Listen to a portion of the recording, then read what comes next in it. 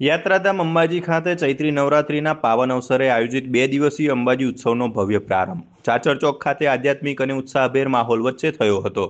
અંબાજી મંદિરના વહીવટદાર અને અધિક કલેક્ટર કૌશિક મોદીના હસ્તે દીપ પ્રાગટ્ય કરી મહોત્સવને ખુલ્લો મૂકવામાં આવ્યો હતો।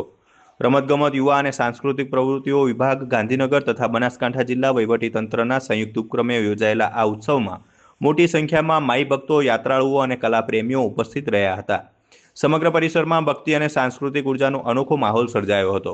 ઉત્સવના પ્રથમ દિવસે વિવિધ સાંસ્કૃતિક કાર્યક્રમોની રજૂઆત કરવામાં આવી હતી। સુપ્રસિદ્ધ સાહિત્યકાર માયાભાઈ આહિરે લોક સાહિત્ય અને હાસ્યરસથી શ્રોતાઓને મંત્રમુગ્ધ કર્યા હતા। ઇન્દ્રાબેન શ્રીમાળીએ ભાવભીના ભક્તિ સંગીત દ્વારા ભક્તોને આધ્યાત્મિક ભાવમાં લીન કર્યા હતા। શ્રી રમિન્દર ખુરાનાએ ઓડિસી નૃત્યની રજૂઆતથી દર્શકોને મોહી લીધા હતા, જ્યારે કલ્પેશ દવે દ્વારા માતાજીની ભાવભીની સ્તુતિ રજૂ કરવામાં આવી હતી।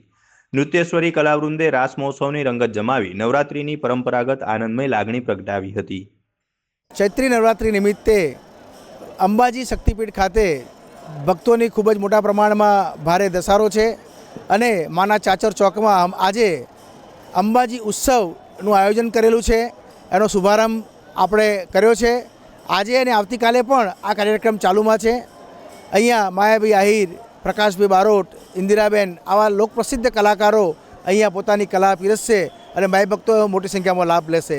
યુવક સેવા સંસ્કૃતિ વિભાગ, જિલ્લા વહીવટીતંત્ર અને અંબાજી મંદિર ટ્રસ્ટના સંયુક્ત ઉપક્રમે આ કાર્યક્રમનું આયોજન કરેલું છે।